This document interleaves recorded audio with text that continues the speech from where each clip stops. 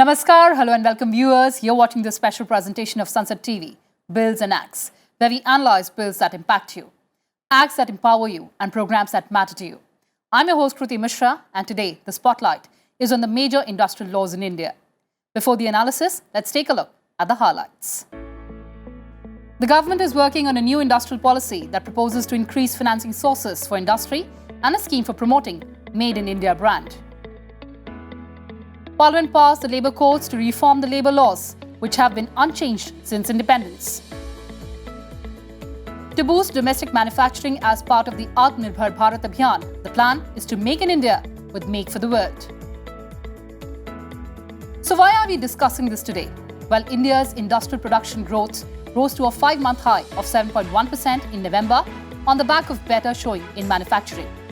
India is an attractive hub for foreign investments in the manufacturing sector. Several mobile phone, luxury and automobile brands, among others, have set up or are looking to establish their manufacturing bases in the country. The manufacturing sector of India has the potential to reach $1 trillion by 2025. The implementation of GST will make India a common market with a GDP of $2.5 trillion, along with a population of 1.32 billion people, which will be a big draw for investors. A globally competitive manufacturing sector is India's greatest potential to drive economic growth and job creation this decade. So what are the opportunities and challenges for India? Let's analyze. Joining us is a very illustrious panel of guests. In the studio, we have with us Mr. Anil Agrawal, MP Rajya Sabha. He represents the BJP. Joining us through virtual platform, Mr. Saji Narayanan, past National President, Bharatiya Mazdoor Sangh. Also in the studio, we have with us Mr. Tejas Patel, partner, Rice Legal. I welcome all of you on Sansad TV and thank you so much for joining us. And Mr. Agrawal, let me begin the program with you. India is heading towards Industry 4.0. We have the Make in India initiative. We also have the PLI schemes for several manufacturing sectors. The opportunities and the challenges for India as the global supply chains have been disrupted post the pandemic. Yes, in pandemic, every country has suffered a lot. But under the guidance of our able and very popular leader, Prime Minister Modi ji, we are really into good shape as we compare it with other countries. India is achieving the growth rate which we were expecting. And among all the big economies, India is rising and we are number one in manufacturing. And we hope that in coming years, we will do much better in industry. And we are trying to do and we are discussing the industrial policy with labor and labor laws with all the stakeholders. And we hope in future, these all laws will help for the industry and for the laborers both, that they can do much better and our growth will be higher. And what we plan that in short period, in coming 2-3 years, we should be third largest economy in the world. We hope by these laws and industry cooperation and labor cooperation, we will be able to achieve it. Absolutely. And of course, the target is also to increase the share of manufacturing to 25% of the GDP by 2025. Yes. And these schemes, as you mentioned, would certainly help in that. But talking about another important challenge, Mr. Narayanan, India's position in the World Bank's annual ranking of countries for their ease of doing business jumped massively from 142 to 63 in 5 years. Now, British-era laws have also been repealed. But the challenge is to ensure that state and district level administrators are sensitized to the need to expedite implementation of these initiatives and balancing the interests of laborers while propelling and pushing economic growth. Your thoughts on that, sir? When we look at the economic history of India, we are in the third phase right now. Initially we had after independence, we had the Nehruvian Russian model of socialism. At that time, the industrial relations were with a particular paradigm that there was class war theory, the employer and employees, they were on a fighting mood. There were a lot of strikes, lockouts during that period. After 1990s, we imported the American model of capitalism, where the progress of the industry only was the major concern, and labor was considered as a mere commodity. or you can say a clog in a giant wheel. That was the consideration. Now we have entered the third stage when our Honorable Prime Minister announced in 2020, May 12, the Atmanirbhar Bharat. So after that, a new paradigm has come to the labor scenario. That is, industry and labor both should progress. They are like the two wings of a bird. So looking from that paradigm, how we have to evaluate the current labor laws in the country, that is the important thing. So these labor law changes are very crucial as far as industrial growth is also concerned. Absolutely, sir. The point well taken. But there is a major concern of layoffs of laborers across the globe. Does that worry you as well? Yes, India is destined to become number one in the world.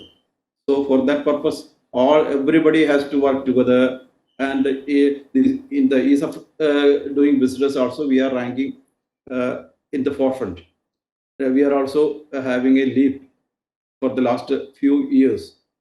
But the problem with the labor law reforms is now we have four labor codes which are very beneficial to the the workers. But only problem is there are certain provisions which are absolutely anti-labor that will bring a sort of they will take away the rule of law from certain sectors of labor. So on that aspect, we have some objection. Otherwise, these labor codes are very good for the country. Mr. Patel, before I come to you, sir, I have a quick concern to be allayed by you as Member of Parliament of the ruling party. The major layoffs that we are seeing across the globe. That is going to be a huge challenge? Is that a challenge, but as I told, हमारे प्रधानमंत्री जी के नेतृत्व में देश बहुत तरक्की कर रहा है, इंडस्ट्री तरक्की कर रही है और हम लोग ये कोशिश कर रहे हैं कि लेबर को भी जहां अच्छा पेमेंट मिले वहां इंडस्ट्री भी ग्रोथ करे, क्योंकि ये बैलेंस बनाना बहुत ज़रूरी है, otherwise things will not work. और आज पूरी दुनिया हिंदुस्तान की तरफ देख रही है, तो हमको लेबर लॉज ऐसे बनाने पड़ेंगे जो इंडस्ट्री को भी एक्सेप्टेबल हो, but at the same time we have to balance that laborers should not suffer at all. We are here to take care of both industry as well as labor. Absolutely. But Mr. Patel, I have two questions for you because you're a partner in a legal firm and you also represent an industry association. One, of course, take us through the major laws that are shaping India's industrial landscape. And secondly, the capex of the private sector. The investment remains muted despite several tax incentives and tax cuts. What are the reasons for that? Sure. I mean, just to answer your first question, I mean, the last 7-8 years, we have seen major reforms across various sectors, especially the business laws. And one being, that, GST was implemented. So this was one nation, one tax. And, it has been highly successful. And this paves the road for the future development of the country. The second important law is the Insolvency and Bankruptcy Code.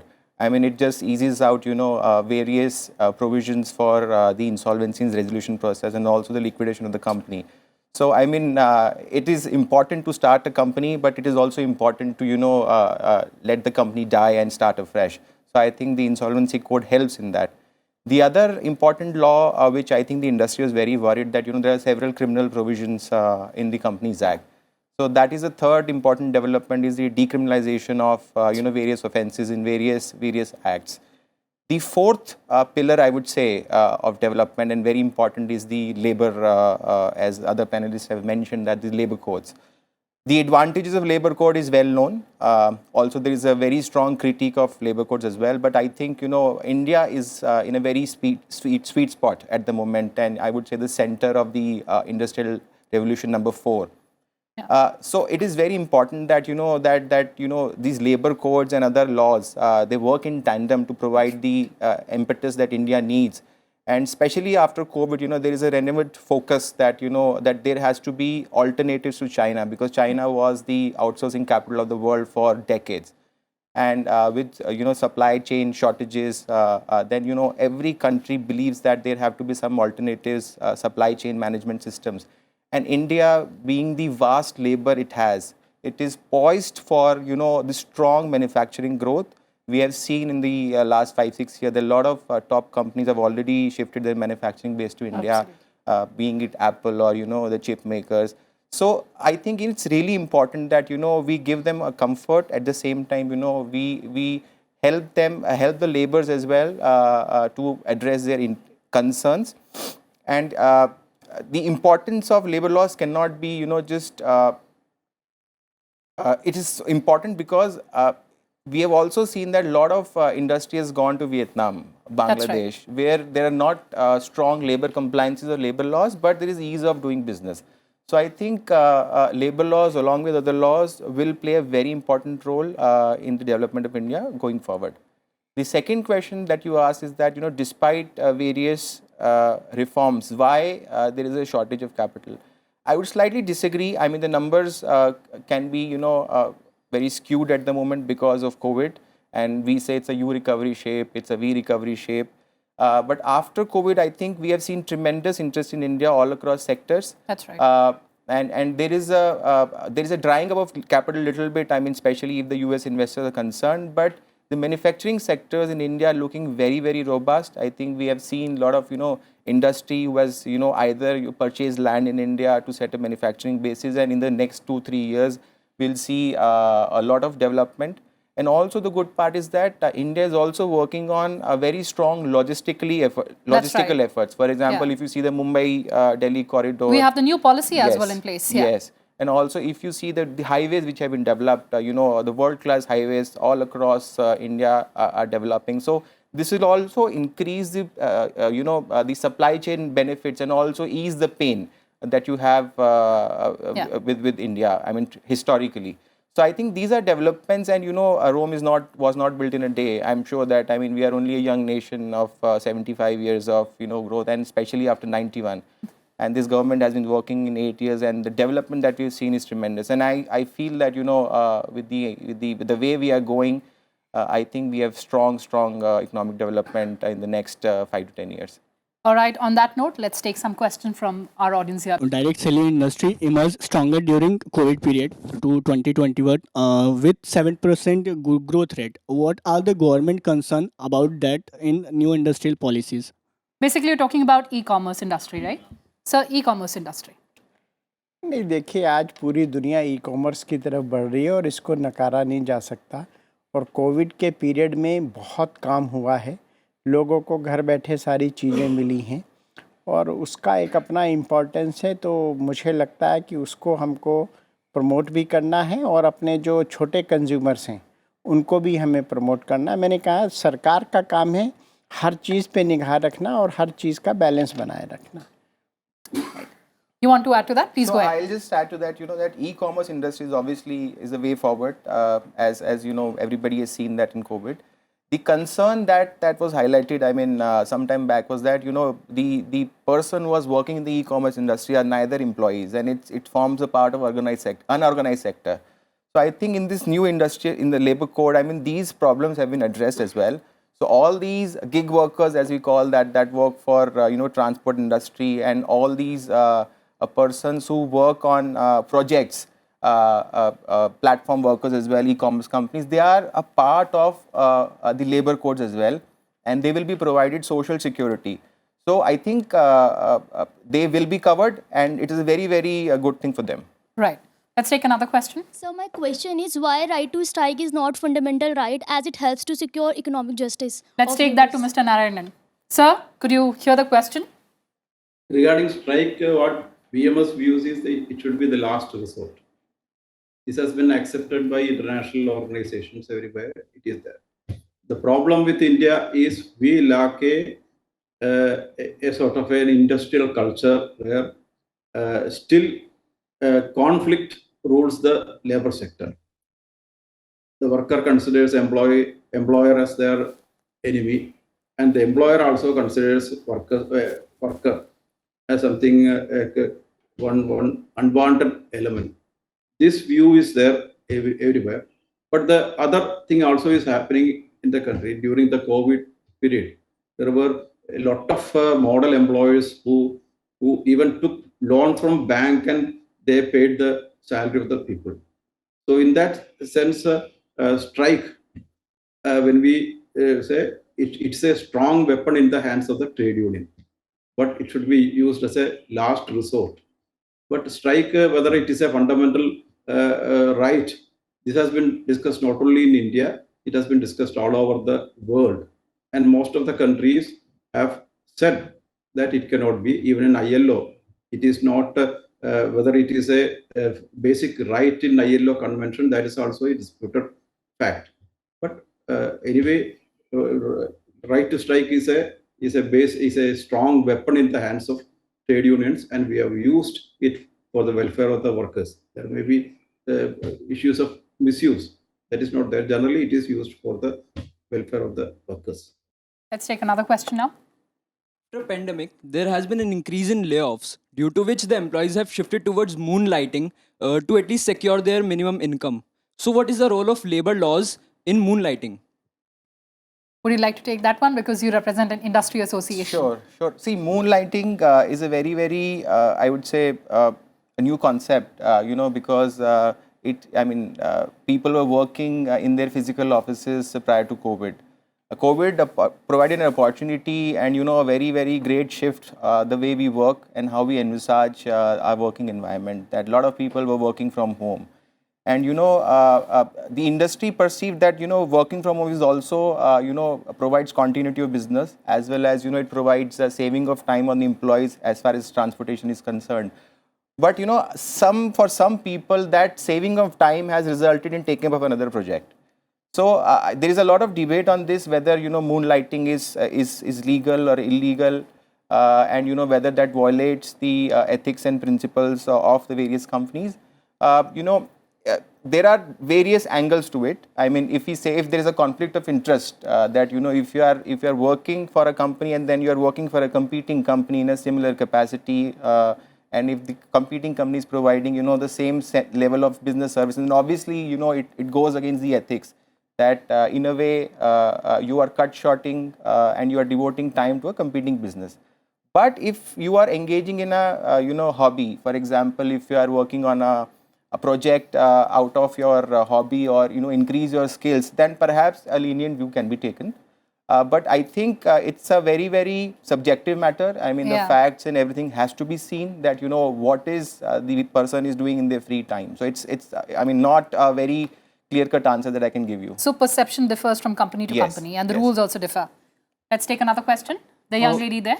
Sir, do you feel like it's a high time that labor's laws should be repealed? Sir? No, as I told earlier also, we are a growing economy, and our Honorable Prime Minister has targeted that in coming few years we should be at least third largest economy in the country. And for that we are trying to do best. What industry needs, that we are trying to fulfill. Industry needs better law and order situation, better connectivity, better electricity. I feel that today on all these fronts we have come up very nicely, up to the expectations of the global scenario. But as you told, labor laws, we have to take care of the laborers who works in the industry, who works across other manufacturing units and in offices also. But at the same time, we have to take care of the industry also. Because as my friend told, some industries shifted to Vietnam, some went to Bangladesh. So if we make very difficult labor laws, I think that will not solve the problem. We have to take care of the laborers as well as the industry. Our population is, I think it is 135 crores. So we have to generate employment for those also. If we make very tough labor laws, the global industries which wants to come to India will not come. But at the same time, our Honorable Prime Minister is committed to take care of the laborers. As you all know, even in the COVID period, when everyone was in the crisis, 80 crore people were given free food. We have given free vaccination. So we are here to support the laborers, but at the same time, we have to improve our economy. We have to bring industry. And in last 2 months or 1.5 months, you have seen that Madhya Pradesh has done a investment summit. UP is going to do earlier Vibrant Gujarat. So in the country also, Honorable Prime Minister has created a competition that every state should add to the economy, and they all should give the best and better environment for the industry and for the laborers.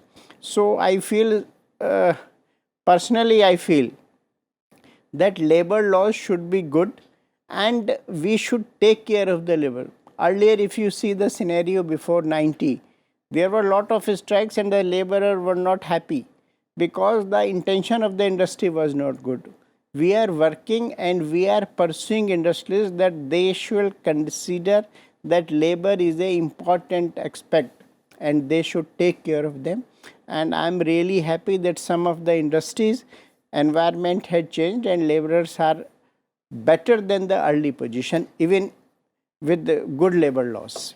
So competitive federalism is a very important Yes. point that you raised. Yes. This competition among the Yes, states to yes. invite investments. Yes, but we have to take care of the laborers. वो तो हमारा Absolutely. Commitment है कि हम किसी भी भारत के नागरिक को, और जो हमारा तो बेसिक है पंडित दीनदयाल जी का जो अंत्योदय का सिद्धांत है कि जो आखिरी पंक्ति में व्यक्ति खड़ा है उसका भी हमको ध्यान रखना है. तो we are here to take care of everybody's interest. जैसा कि आपने पहला भी कहा कि बैलेंस होना चाहिए, चाहे फिर वो Yes, लेबर के yes, इंटरेस्ट में हो या yes. फिर इकोनॉमिक ग्रोथ में हो. Exactly, let's take another question now. या सर पहली बात तो ये कि जो अनऑर्गेनाइज सेक्टर के जो एम्प्लॉय होंगे, लेबर्स होंगे सर, उसके लिए एक सुरक्षा और विश्वसनीय पैकेज की आवश्यकता है. और दूसरी बात ये कि सर जो इंडस्ट्री से जो लेबर की छटनी की जाएगी सर, उसके लिए सर जो धनराशि की जो 15 दिन का कहा गया कि 15 दिनों का उनको धनराशि दिया जाएगा, उसको बढ़ाने पे विचार होना Mr. चाहिए. Narayanan, I think you're the best suited to answer this question. Yes. India has the largest unorganized sector in the whole world. When you go to international forum, they will not recognize the word unorganized sector. It's peculiar to India. They call it as informal sector. But informal and unorganized sector are two different things. Now, India has got about 43 crores of unorganized sector workers in the country. Now, there is a tendency to add organized sector people also, workers also to the unorganized sector, because in the organized sector also, permanent jobs are decreasing and contract labor is increasing. Now, new categories of works like gig workers, platform workers, that's also coming up. They are also being pushed to the category of unorganized sector. There are some wrong ideas. So the unorganized, so in future, the all attention, trust, everything should be to the unorganized sector. Previously, trade unions also did not give much attention to unorganized sector. They were all confined to factories and other concentrated places. But now trade unions also have given attention to it, and BMS also today have about 1,500, 2,000 unions in the unorganized sector. Even we are having one of the largest tribal union probably in the whole world. That is the largest one. Right. So there are certain basic things required for unorganized sector. One is their income level. So minimum wage should be ensured to the last worker. Right. Second is social security. Social security also, the health security, health insurance is the most important thing.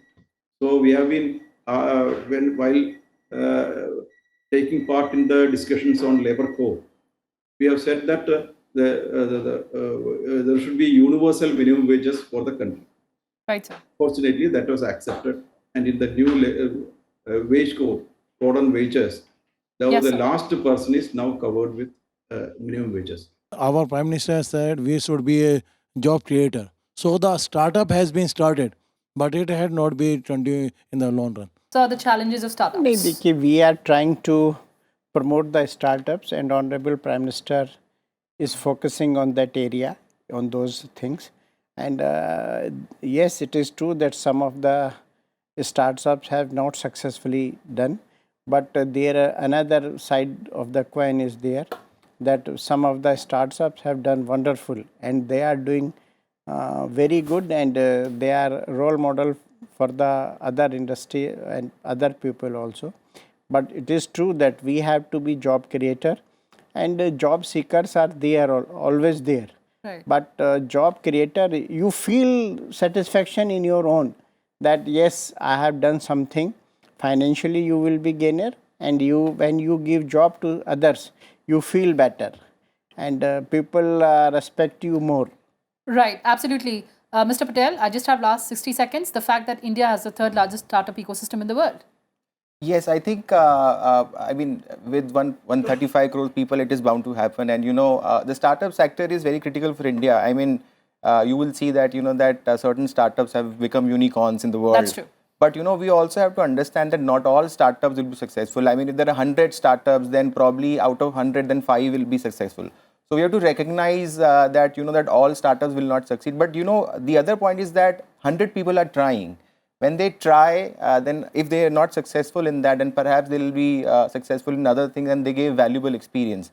So the laws are changing, and the benefits are always available. For example, the MSME provides loan to startups, and there are a lot of schemes which are available in which the government provides the startup seed funding.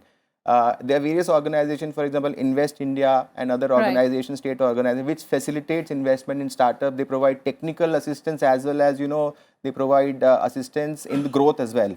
Absolutely. So basically, you're saying that the culture of entrepreneurship in India is changing because of the laws and the policies. So I'm completely out of time. Yes, sir. In Last every 60 seconds. university, Yes, big sir. university, we have startups, we have entrepreneur centers. That's and right. at the time of the student, when they complete their courses, they are used to of the entrepreneurial, and they work hard, and they do good startup. Few days before, I had been into IIT Delhi. Yes, sir.